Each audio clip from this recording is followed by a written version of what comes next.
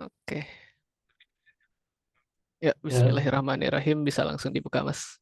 Bismillahirrahmanirrahim. Assalamualaikum warahmatullahi wabarakatuh.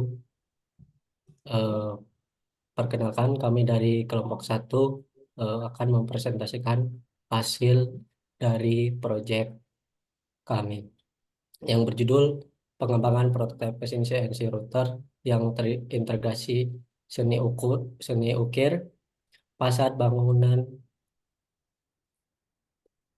bangunan bertingkat di Padang.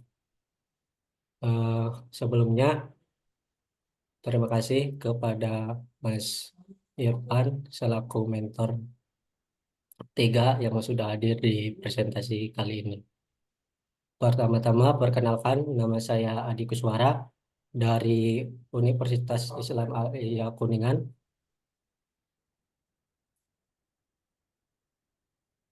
Kemudian ada saya, Akso Ramakuswara dari Universitas Pendidikan Indonesia.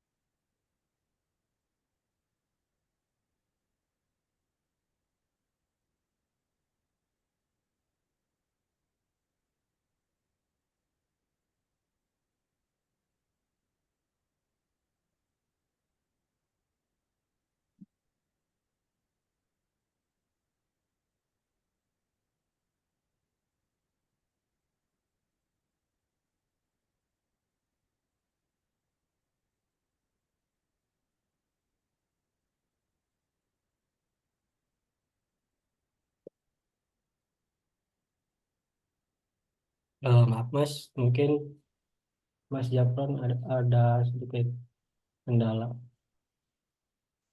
Mas Jafron belum bisa join ya? enggak bikin sinyal. Oh, Ah, sinyalnya. Itu sudah, ada. sudah Ini Mas, maaf. Ah, Oke. baik. ini Ah, diulangi aja perkenalannya. boleh, boleh. Perkenalkan, nama saya Adi Kuswara dari Universitas Islam Al-Iya Kuningan. Kemudian ada saya sendiri, Ramakuswara dari Universitas Pendidikan Indonesia. Saya Ananda Japron Leonardo dari Universitas Negeri Padang. Saya Bima Wardana dari Universitas Negeri Malang. Dan yang terakhir saya Wali Al-Khalidi dari Politeknik Negeri Lutma. Mungkin itu perkenalan dari kami. Selanjutnya untuk pembahasan pertama itu akan dibacakan atau dibawakan oleh Saudara Ananda Japron. Kepadanya waktu dan tempat dipersilakan.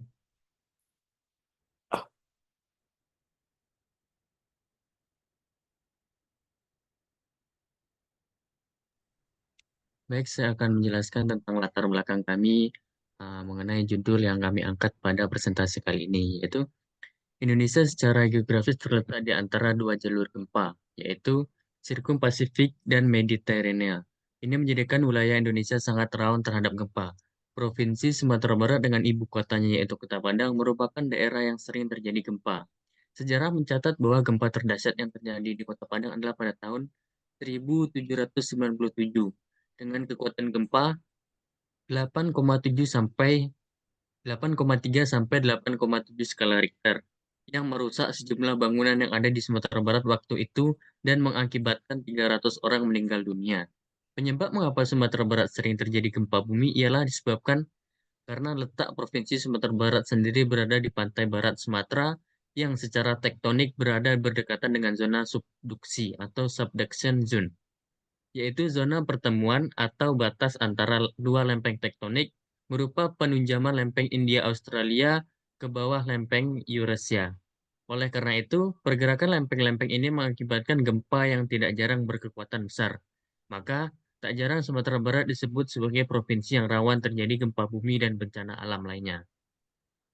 Kota Padang adalah kota yang memiliki potensi gempa bumi dan tsunami dikarenakan letak pantainya di bagian barat berhadapan dengan zona sumber gempa bumi megatrust, yang menurut para pakar memiliki potensi magnitudo cukup besar, ungkap Kepala BMKG Dwi Korita Karnawati dalam acara Hari Kesiapsiagaan Bencana Kota Padang dan Pencanangan Komunitas Siaga Tsunami Kota Padang Sabtu 1 Oktober 2022. Hal ini yang mempengaruhi beberapa konsep bangunan bertingkat di Kota Padang yang memiliki bentuk kurang variatif. Demi meningkatkan nilai estetika bangunan digunakanlah fasad. Fasad adalah bagian depan bangunan yang biasanya terlihat dari luar. Fasad merupakan salah satu bagian terpenting dari sebuah bangunan karena mampu memberikan kesan pertama bagi siapa saja yang melihatnya. Istilah fasad berasal dari Perancis façade, yang artinya depan atau muka. Secara umum, istilah tersebut dapat dimaknai sebagai bagian luar suatu bangunan atau eksterior.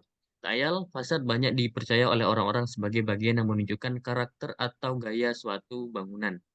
Biasanya fasad akan diukir sesuai ornamen Sumatera Barat seperti luak paku kacang balimbiang, singo mandongka jotakwa kacang goreng, siriah gadang, dan itik pulang patang. Harapannya, dengan ornamen-ornamen ini dapat mengenalkan dan mempertahankan budaya-budaya Minang pada semua orang yang datang ke Sumbar, khususnya Kota Padang. Selanjutnya, Mas. Nah, demi memenuhi kebutuhan fasad di Kota Padang, kami mengajukan desain prototipe pembuatan CNC router untuk mengukir fasad. Rencana mesin akan ditambahkan beberapa inovasi demi memudahkan penggunanya. Harapannya dengan adanya CNC router ini dapat menjawab kebutuhan pengukiran fasad di Sumbar, khususnya di Kota Padang. Nah, sekian penjelasan dari saya kembalikan ke Mas Andi. Oke, terima kasih atas penyampaian materinya. Mungkin untuk materi selanjutnya akan dibawakan oleh Mas Bima. Kepadanya, mohon maaf, materi selanjutnya akan dibacakan oleh atau dibawakan oleh Mas Bali. Kepadanya ada waktu dan tempat dipersilakan. Baik, terima kasih. Dari sebelumnya sudah kita dengar dari perkembangan teknologi yang sudah ada.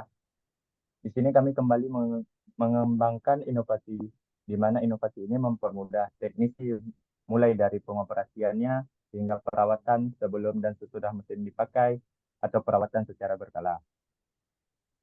Seperti yang kita ketahui, CNC itu terdapat beberapa macam jenis pergerakan aksis, yaitu 2 aksis terdapat pada CNC bubut dan juga 3 ada CNC press atau milling. CNC router yang kami kembangkan ini memiliki kinerja 3 aksis, yaitu X, Y, dan Z. CNC memiliki pergerakan yang disebut juga dengan kode G atau G-code, yang mana kode ini untuk mengatur pergerakan CNC. Cara kerja controller di kode G ini adalah menyusun kode yang sudah kita buat, lalu diinput ke software yang terkait dengan CNC. Untuk pergerakannya, pada CNC, pada gambar yang pertama ini adalah gambar maju mundur atau disebut juga Y-aksis. Untuk gambar yang sebelah kanan ini disebut juga dengan X-aksis atau bergerak ke kiri dan ke kanan. Pada gambar yang di sebelah kiri, untuk penggeraknya adalah motor servo sebelah kiri yang seperti yang ditunjukkan pada gambar, dan sebelah kanan motor servo yang bertujuan untuk menggerakkan maju mundurnya spindle untuk ke depan dan ke belakang. Slide selanjutnya, Mas. Nah, untuk Z-aksis atau ke atas dan ke bawah, ada gambar pertama, yang mana sistem ini misalnya pergerakannya ke atas, itu Z-nya nilainya dengan hasilnya plus, dan jika ke bawah, Z-nya didapati angkanya minus. Untuk pergerakan spindle-nya, pergerakan matahari diatur oleh spindle, yang mana pergerakan ini untuk terjadi proses routing atau pemotongan benda kerja yang akan kita pakai. Selanjutnya saya kembalikan ke Mas Adi. Terima kasih Mas Wali atas pembahasan materinya. Kita lanjut ke materi selanjutnya yang akan dibawakan oleh Mas Bima. Kepadanya dipersilakan. Terima kasih atas waktunya Mas Adi. Akan saya menjelaskan tentang inovasi yang dikembangkan dari kompetitor lain ataupun software router yang sudah ada. Nah, yang pertama ini ada panel box. Panel box sendiri berisi tentang tombol on off dari CNC router sendiri. Kemudian ada uh, tempat input untuk decode desain. Kemudian ada emergency stop ketika terjadi malfunction tiba-tiba di tengah router bekerja. Kemudian ada clamp. Clamp ini berfungsi untuk menjepit benda kerja tripleknya dengan struktur di CNC sendiri. Di CNC yang pada umumnya tidak memiliki clamp ini, sehingga kita menginovasikan menggunakan clamp ini dengan bertujuan agar benda kerja ini tidak tidak terbang ataupun lompat karena tegangan resistansi yang tinggi, frekuensi yang tinggi akibat gerakan rotor. Kemudian ada adjustable yang berfungsi untuk menyesuaikan ukuran dari triplex karena setiap konsumen memiliki desain fasad yang berbeda-beda sehingga dapat di-adjust setiap kali mendapatkan konsumen yang berbeda pula. Misalnya, Mas.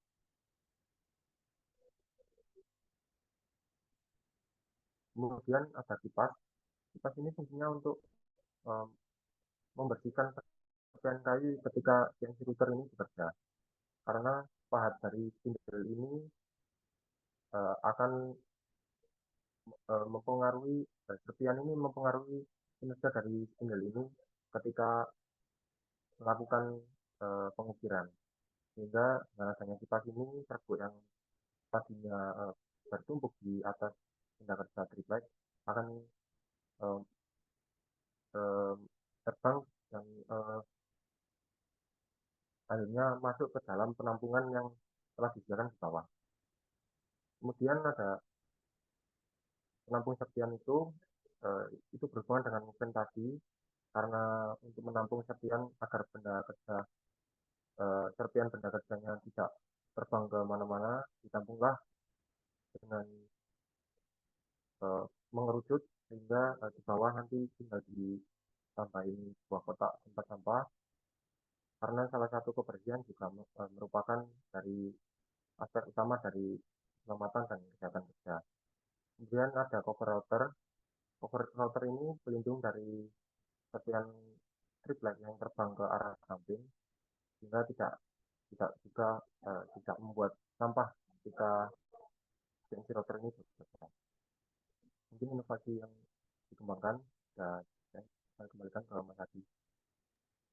Baik, terima kasih atas penyampaian materinya. Uh, untuk materi selanjutnya akan dibawakan oleh Mas Aksel. Kepadanya waktunya dipersilakan. Baik, sebelumnya Mas Adi terima kasih atas kesempatannya. Kemudian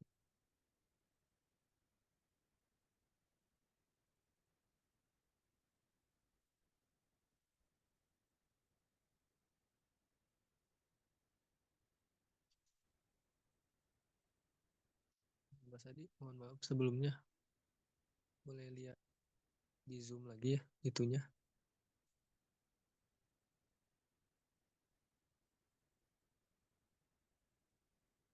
Bagian bill of materialnya, karena agak kesulitan memakai HP.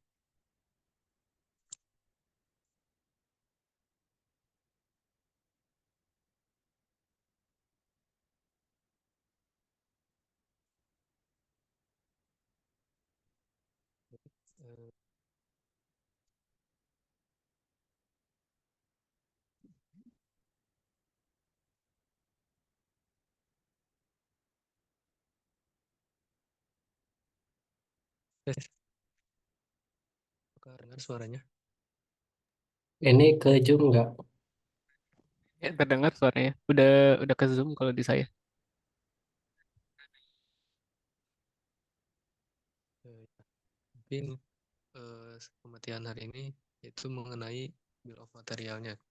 Itu telah disebutkan sebelumnya bentuk atau bagian-bagian dari alat yang kita buat.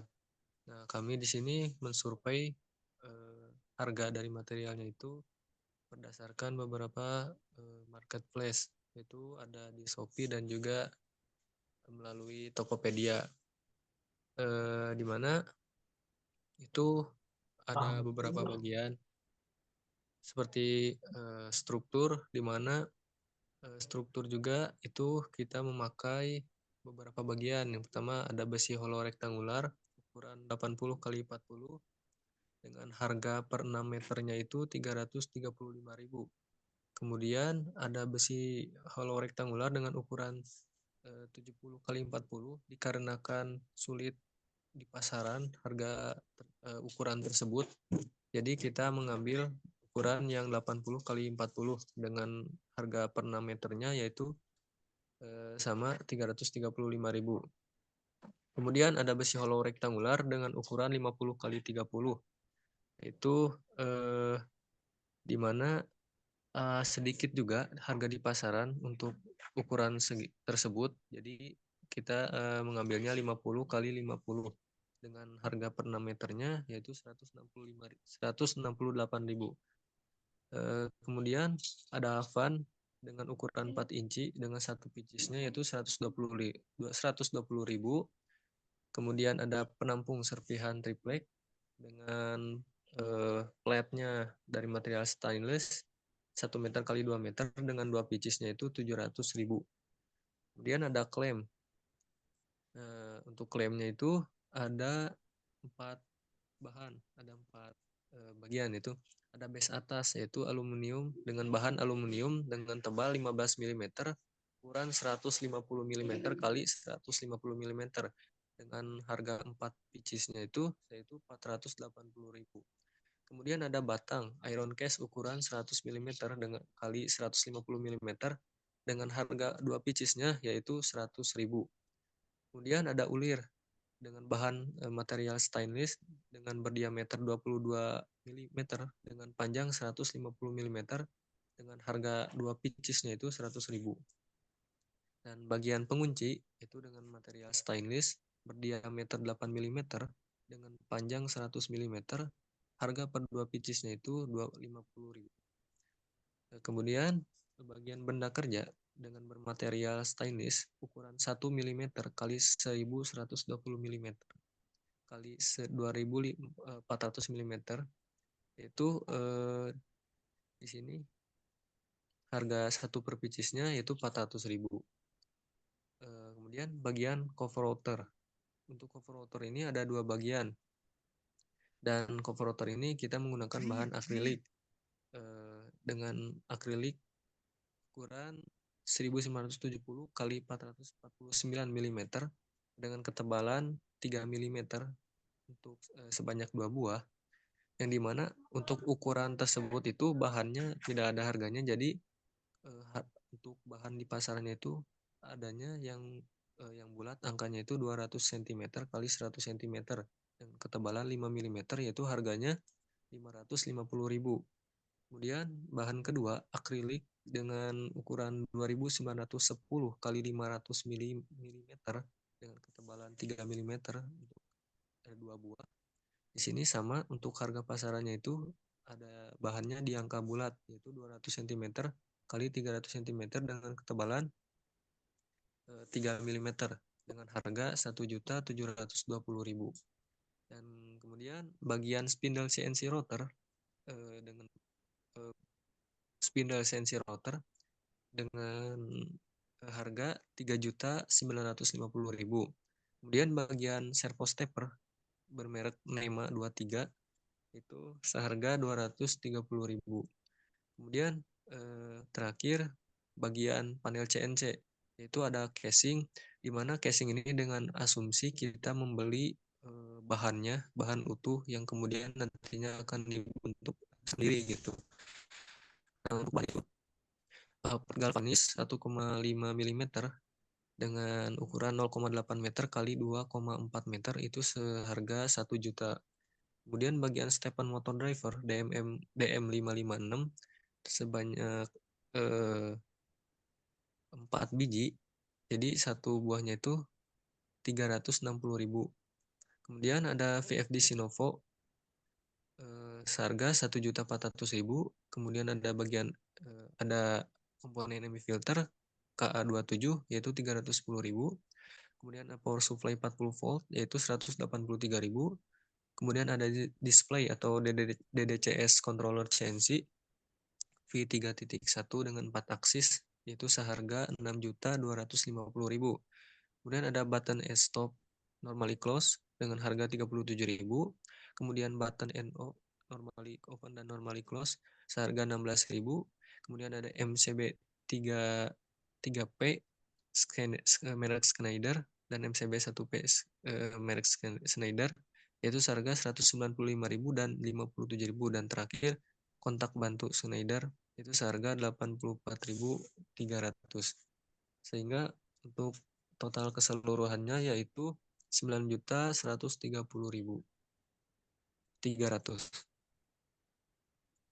Mungkin saya kembalikan lagi ke Mas Adi. Baik, terima kasih Mas Akso atas penyampaian materinya. Selanjutnya untuk pembahasan selanjutnya itu tentang analisis yang akan dibawakan oleh saya sendiri. Seperti kita lihat di layar, kita lihat bahwa struktur angka itu maksimal beban atau deformasi yang didapatkan itu sekitar 2 mm dengan skala 1:1. Dengan beban yang diberikan yaitu 200 Newton atau 20 kilo, itu merupakan hanya perkiraan beban beban mesin CNC ataupun beban si benda kerja.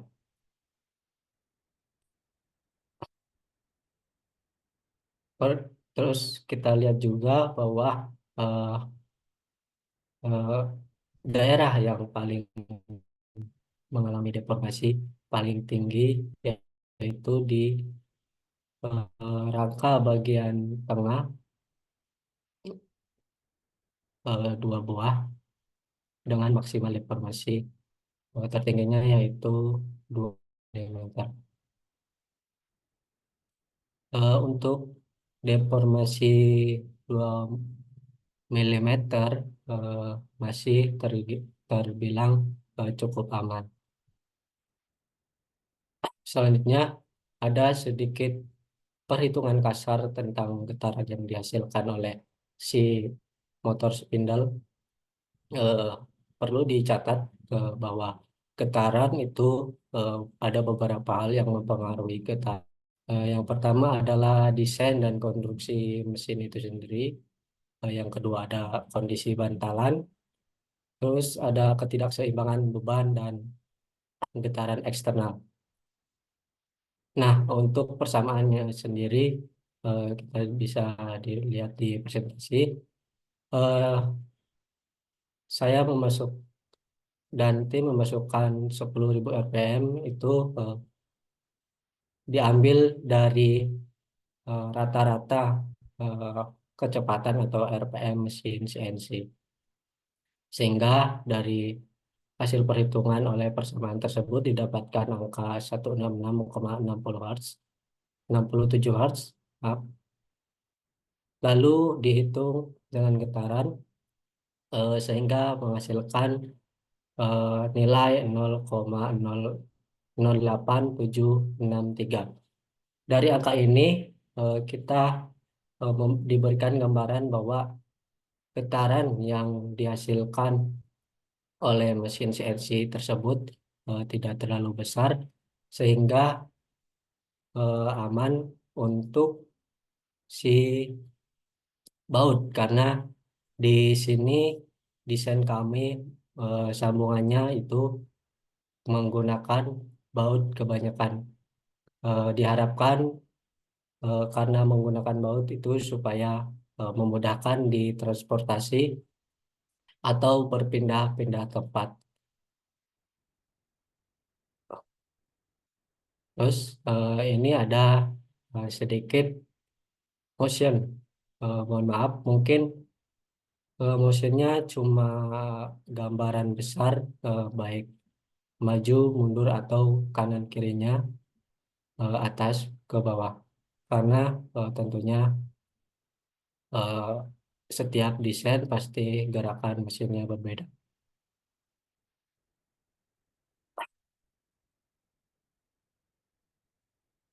Mungkin materi dari kelompok kami sampai di sini. Eh, saya mohon maaf dan tim bila masih banyak kekurangan. Selanjutnya, mungkin Bapak Mentor Mas Irfan bisa sedikit menambahkan atau memberikan saran kepada kami agar proyek yang kami buat bisa lebih baik. Terima kasih. Oke, sudah bagus ya ininya. Presentasinya mungkin kurang di itu ya. Kesimpulannya belum masuk ya. Oh ya, Kesimpulan iya, nggak apa-apa lah. Nah, kita langsung masuk ke sesi tanya jawab ya. Masuk ke ya Mas. Oke, dari saya pertama itu tadi kan kalau dilihat bill of material itu kan biaya total kurang lebih 19 juta ya. Iya, Nah, Mas. kalau kalau menurut Masnya itu 19 juta itu bisa ditekan lagi ke bawah atau itu sudah paling mentok itu? 19 juta bisa harusnya ditekan ke bawah dengan mengurangi mungkin beberapa fitur, Mas. Terutama tadi di fitur yang di bagian panel itu Hmm, kan, karena eh, kita lihat juga sendiri yang di bagian panel CNC itu yang ah, menyebabkan harganya itu paling melambung tinggi, Mas. oke, terus ini kan Mas udah bikin desain nih. Kira-kira si alat ini pengen dikembangkan lagi itu apa yang bisa dikembangkan gitu? Pengembangan berikutnya. Untuk pengembangan yang desain yang sudah dibuat ini mungkin Coba ditunjukin yang foto isometriknya, yang ada isometriknya. Nah, ya sini aja. oh di sini. Heeh. Nah, ini kan desainnya udah ada nih. Nah, kira-kira misalnya Masnya mau mengembangkan lagi nih. Kira-kira ada inovasi apa yang bisa dilakukan menurut Mas kira-kira? Ini saya minta pendapat Masnya aja gitu. Hmm, Untuk melihat menurut Mas itu untuk kedepannya apa lagi nih yang bisa dikembangkan? mungkin Gini, mungkin kan ini kan masih peruntukan triplek. Kemungkinan di pengembangan selanjutnya bisa digunakan untuk pengukiran akrilik dan jenisnya, Mas. Karena ini kan penyesuaian pembuatan fasad mungkin bisa dikembangkan untuk kepentingan akrilik ataupun kayak seperti ukiran dari kayu yang lebih keras mungkin. Hmm, berarti bisa seperti upgrade motornya ya, motor CNC-nya. Dia penggantian motor CNC.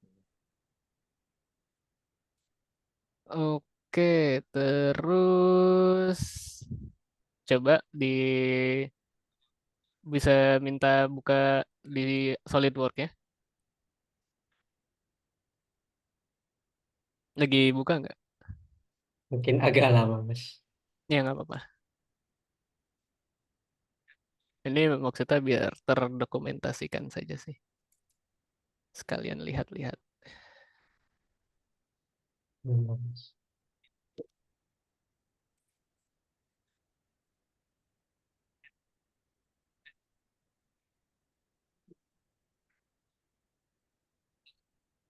Sambil buka, total part itu ada berapa ya?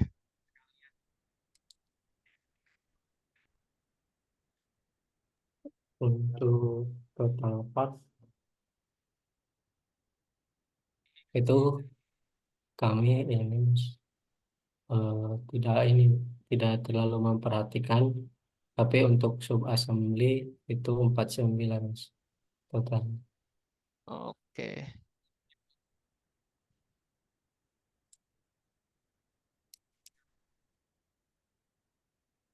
Bentar, Mas.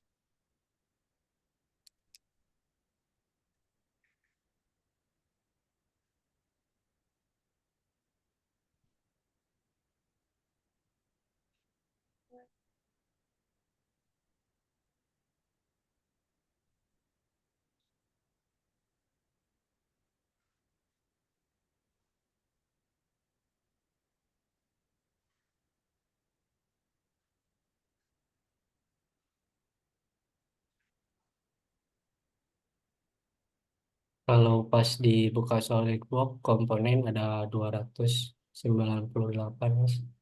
Itu mungkin 298 ya? dikurangi, ya itu mungkin dikurangi sama yang part yang sama, terus beberapa ini baut atau skru gitu. Oh, tapi udah 200 ya. Harusnya baut juga kalau saya lihat dari assembly-nya tuh mungkin anggap setengahnya 100 itu masih ada seratusan part yang ditunya. Iya Mas. Oke, sudah bagus itunya. Ini analisis sudah. Sudah ada. Nah, oke. Coba kita. Oke. Ini saya screenshot ya buat laporan. Iya Mas. Tulisin screenshot. Oke. Sudah kalau dari saya sudah bagus ya. Sudah oke. Mungkin kalau buat revisi itu pertama adalah PPT kesimpulan, Oh jangan ya, kelewatan. iya Mas. Nah, PPT, terus kalau bill of material udah oke. Tadi latar belakang juga sudah bagus. Terus yang assembly, bom tadi ya, yang drawing, Iya, drawing itu tadi kalau itu pakai A berapa ya kertasnya? A2 Mas. A2. A2, A2 ya. Ya soalnya kalau saya lihat itu kan si ukuran tabel bom sama drawing head itu agak kurang proporsional ya. Mungkin itu harus dibenahin untuk kedepannya kalau bikin sub assembly lagi gitu yang besar-besar. Karena kalau misalnya kita print gitu, nanti si tabel tuh bakal kayak gede banget itu. Iya Mas. Iya, Iya, sih. jadi itu harus diperhatikan juga di situnya. Sudah sih dari saya. Bisa ditutup saja, Mas. Eh, Simpel mu- saja kita presentasinya. mungkin terima kasih kepada Mas Irfan selaku komentar 3. Kami tutup materinya sampai di sini untuk presentasinya. Sekian, terima kasih. Wassalamualaikum warahmatullahi wabarakatuh. Waalaikumsalam warahmatullahi wabarakatuh. Waalaikumsalam warahmatullahi wabarakatuh.